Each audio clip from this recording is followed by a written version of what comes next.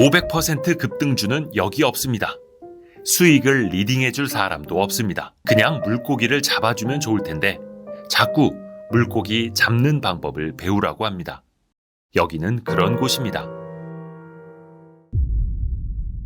전쟁터 같은 시장에서 살아남기 위해 스스로를 강하게 만들려는 사람들, 계좌에서 실시간으로 변하는 수익률보다 장기간 꾸준히 성장하는 자신의 모습을 사랑하는 사람들, 현명한 투자자들이 모인 공간, 와이즈 클럽. 지금 함께 하시죠. 고정 댓글에서 확인하세요. 어떻게든 되겠지 하는 투기적인 그리고 요행수를 바라는 투자는 한두 번은 맞을지 모르나 계속 맞을 수는 없고, 우리의 뇌는 웃긴 게 잃은 거는 기억하지 못하지만 높은 수익률로 딴 그 기억만 남거든요. 저는 어떤 투자를 권하냐면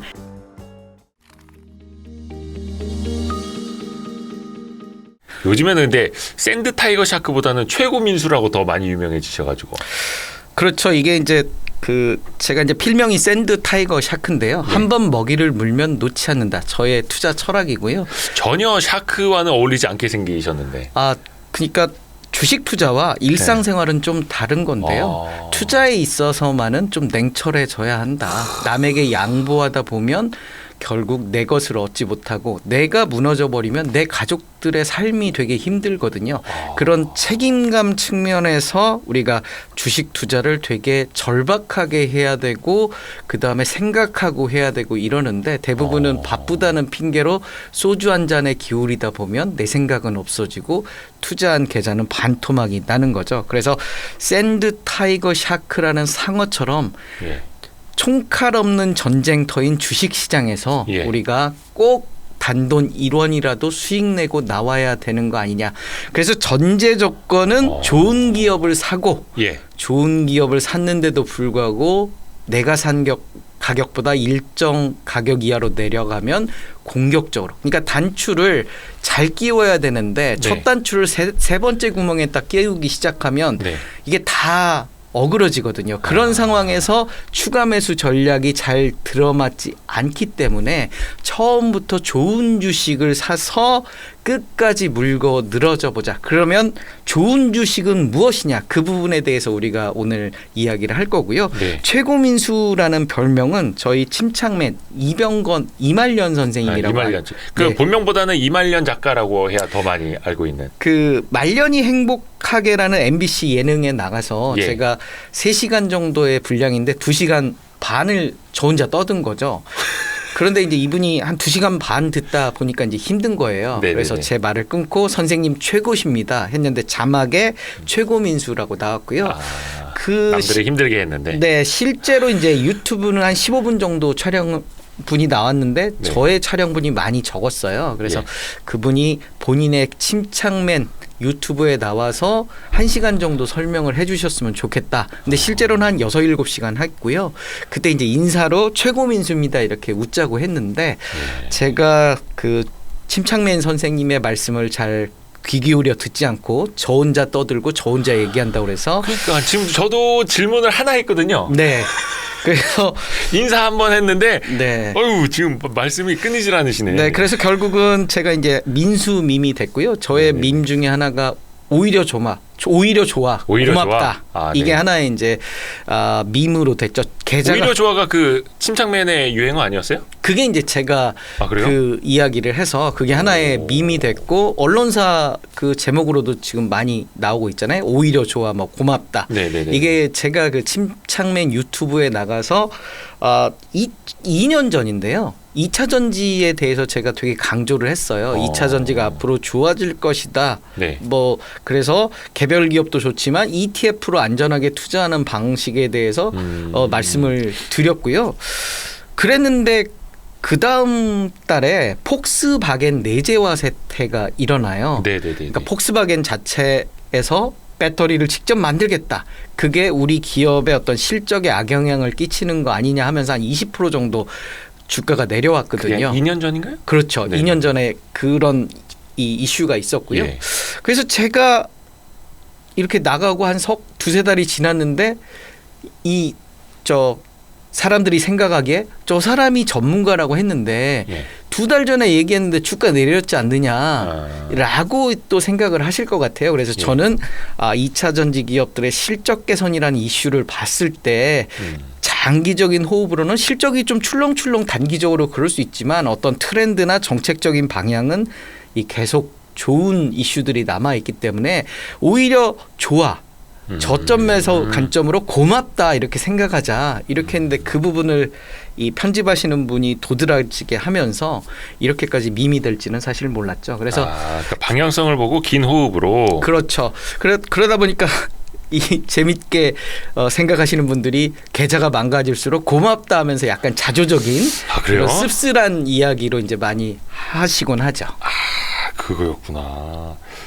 근데 우리 샌드타이거 샤크님은 직장인이면서도 이제 겸업 투자를 하신 거고 책에도 나와 있는데 이제 이게 약간 스토리를 얘기하자면 제가 대학원에서 선물 옵션도 하고 기업 재무론도 배우고 이랬거든요. 네. 그래서 나름 재무관리나 어떤 회계적인 측면에서는 자신 있다라고 생각을 했는데 28살에 입사하고 35살까지 연 기준으로 따본 해가 없는 것 같아요. 매년 잃기만 하고 뭐 손실만 봐왔는데 어느 날 이제 추석에 저희 집에 내려갔는데 어머니가 방을 이렇게 훔치시다가 저한테 너는 뭘 잘하느냐라고 물어보시더라고요. 근데 예측하지 않았을 때의 질문은 현타가 와요.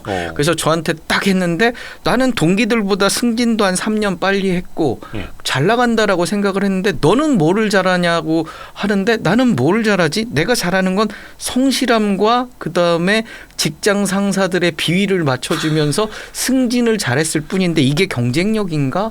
앞으로 가서 사람에게 기댔는데 그 사람이 없어지고 새로운 사람이 나를 싫어하기 시작하면 어떻게 하지? 나의 어떤 탤런트는 무엇인가라는 고민이 시작이 되더라고요. 그 직장 생활이라는 것은 이렇게 올라가면 올라갈수록 일자리는 줄어들고 기찻길이 가팔라지거든요. 그러면서 집에 올라가는 길에 나는 무얼 잘하지라는 게 계속 머릿속에 맴돌더라고요. 근데 저한테 주변에서 물어보는 말이 주식 뭐 사야 돼를 계속 물어보는 거예요. 너는 증권 유관기관에 있고 그런 증권 제가 코스닥 상장심사 업무도 옛날에 좀 했었거든요. 네. 그러다 보니까 저한테 물어보는데 나는 한 7년 정도 잃기만 했고 그래서 이제 고민 끝에 주식 투자가 나에게 가장 중요한 어떤 탤런트가 될 수 있겠다. 그래서 이제 무작정 서점에 갔고요. 서점에 가서 1년에 한 100권 넘는 책을 읽었던 것 같아요. 그러다 보니까 주식 투자라는 것은 이런 거구나. 여기에 이제 기자님들의 그 기사들을 계속 매일 이렇게 스크랩하고 주요 기사들을 체크하고 그거를 한 1년 정도 하다 보니까 나만의 어떤 스킬이 생기고 매일매일 노트에 퇴근하고 나서 내 생각들을 막 끄적거려 보기 시작을 한 거예요. 네. 그러다 보니까 왜 라는 생각이 들고 한 종목을 투자할 때 한 일주일 정도 고민을 해보자. 그러니까 좋은 점 말고 나쁜 점을 들춰내보자라고 생각을 한 거예요. 네. 내가 사서 잃을 수 있는 요인들은 무엇일까? 그러니까 일단 분석을 하는 종목들은 매력적인 종목들이에요. 네. 매력적인 이슈를 찾은 다음에 악재는 무엇인가?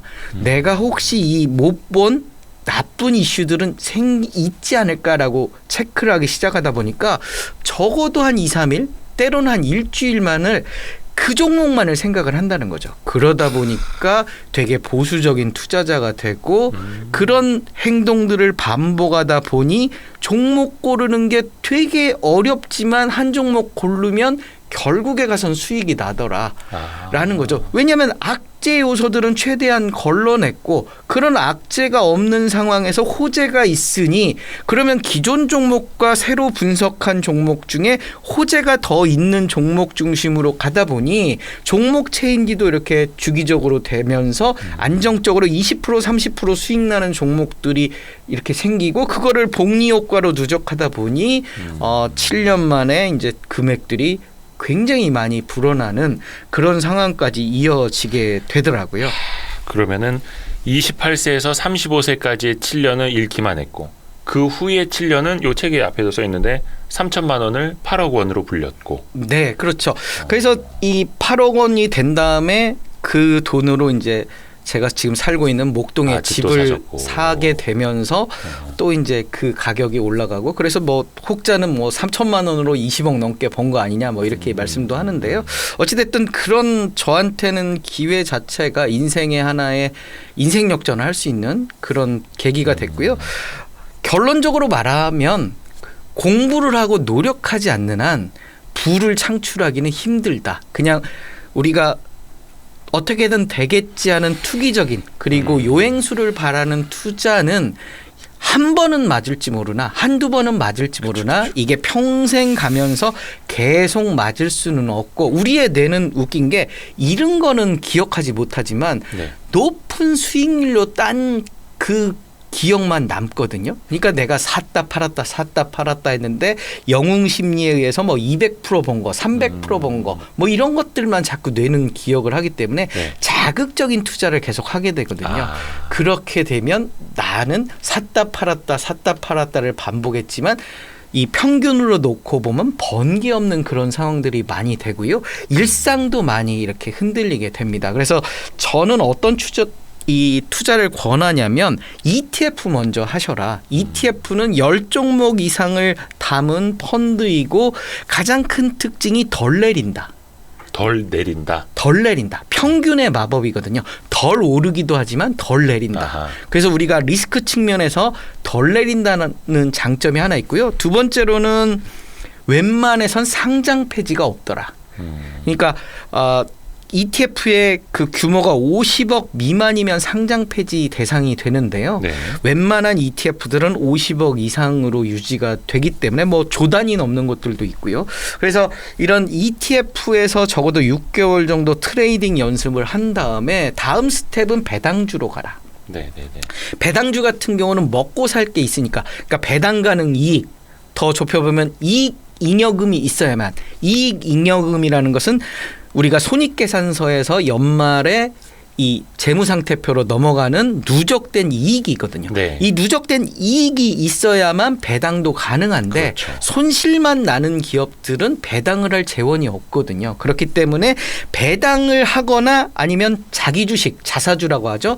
배당을 하든지 자기 주식 매입을 하든지 두 종류의 어떤 선택을 하게 되는데 이런 선택을 하지 않는 기업들을 제외하면 안정적으로 수익 나는 기업들만 투자를 하기 때문에 아주 매력적인 투자 대상들이 될 수 있다라고 말씀을 드릴 수 있는 거죠. 네. 그래서 이번 책의 핵심은 돈 잘 버는 회사. 예. 그러니까 실적이 꾸준하게 늘어나는 회사. 그리고 두 번째로는 잘 베푸는 회사. 배당을 많이 주는 회사. 이런 회사에 집중해서 투자하면 어떻겠느냐. 저도 그렇게 해왔고요. 어떻게 보면 되게 이제 정석, 그렇죠. 바른 길을 안내해주는 그래서 그것도 거의 아들에게 이야기하듯이 쓰신 책. 그래서 이제 ETF, 배당주 이렇게 투자를 하고요. 그 다음엔 실적 개선주로 넘어가서 좀 더 공격적인 배당보다는 공격적인 그리고 마지막에는 이제 어떤 모멘텀이나 특정한 시기를 기준으로 단기 투자하는 테마 쪽으로 접근하는 그래서 스킬이 점점 늘어날수록 공격적인 투자를 해야 되는데 우리는 거꾸로 하는 것 같아요.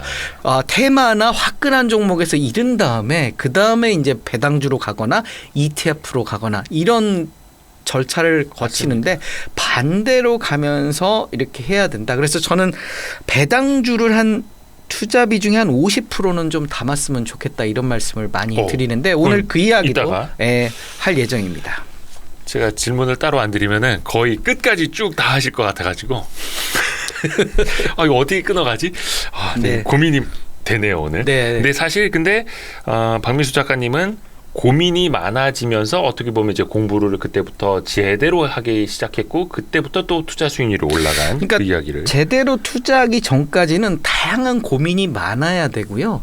장중에는 머리를 좀 심플하게 가져가야 되거든요. 예. 생각이 많고 고민이 많으면 우리가 투자를 제대로 할 수가 없거든요. 예. 그러니까 두려움도 많아지고요. 그다음에 투자한 다음에 불안감도 많아지다 보니까 큰 수익을 누릴 수 있지만 짧게 이렇게 매도만 잦을 수가 있거든요. 그래서 우리가 퇴근 이후에 생각을 많이 하고 그 생각 정리된 것을 장중에서는 심플하게 가져가는. 그래서 저 같은 경우는 매도한 날은 그날 매수를 안 해요.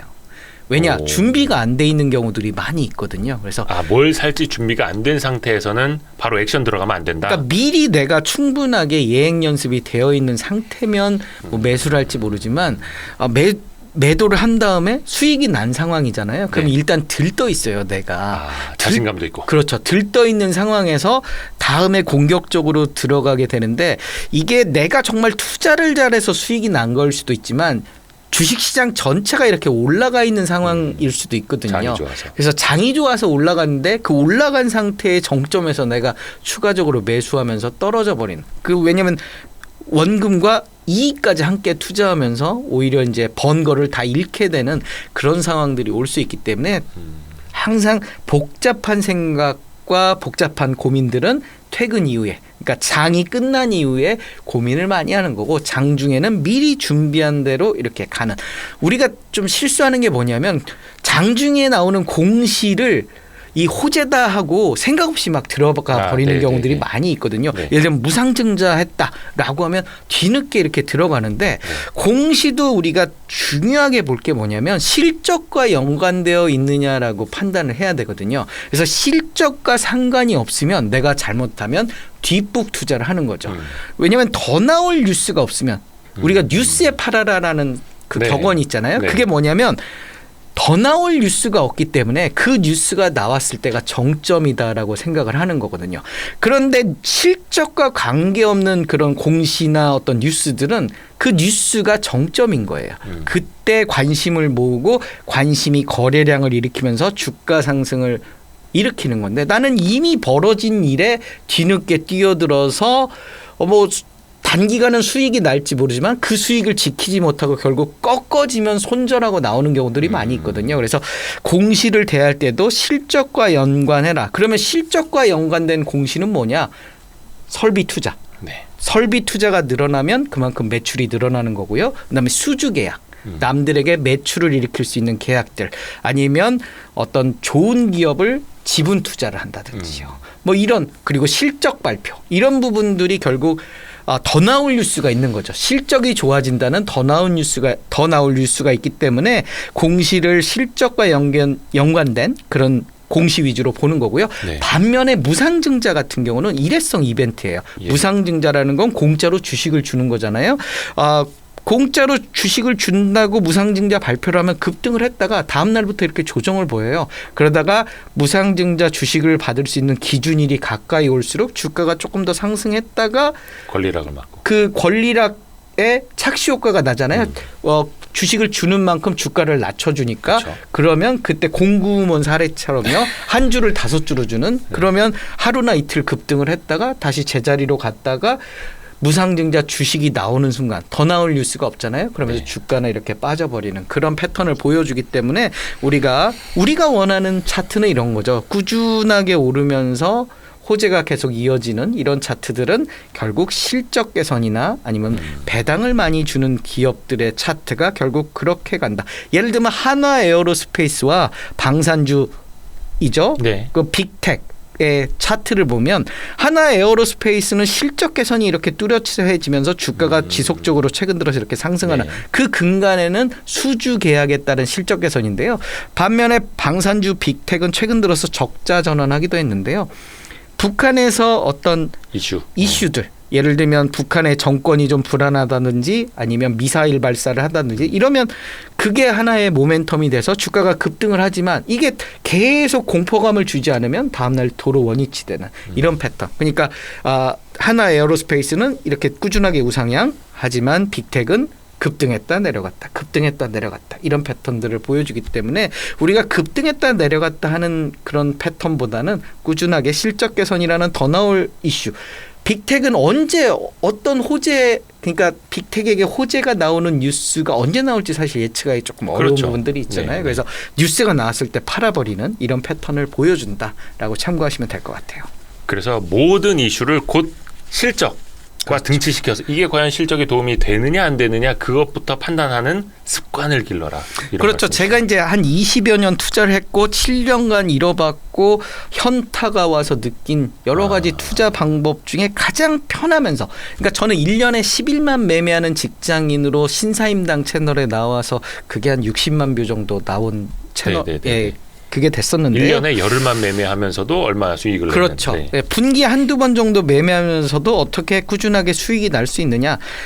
우리가 차트를 보고 아니면 그 지금 당장 뜨거운 종목들을 계속 바꿔가면서 투자하다 보면 이게 굉장히 힘들어요. 마음의 컨트롤하기도 힘들고요. 네, 하지만 실적 개선이라는 이슈를 가지면 분기마다 한 번씩 실적 발표를 하거든요. 네. 그 실적 발표를 하면서 예를 들면 실적이 꺾일 수도 있고요. 아니면 실적이 뭐 나빠질 수도 있지만 네. 그때마다 증권사 리포트가 나오면서 앞으로의 상황들을 예측을 좀 해주더라고요. 그래서 마음 편하게 한 3개월 단위로 체크를 하면서 이렇게 꾸준하게 어떤 기대치를 가질 수 있는 그런 부분들이 있기 때문에 실적에 집중해서 투자를 하자.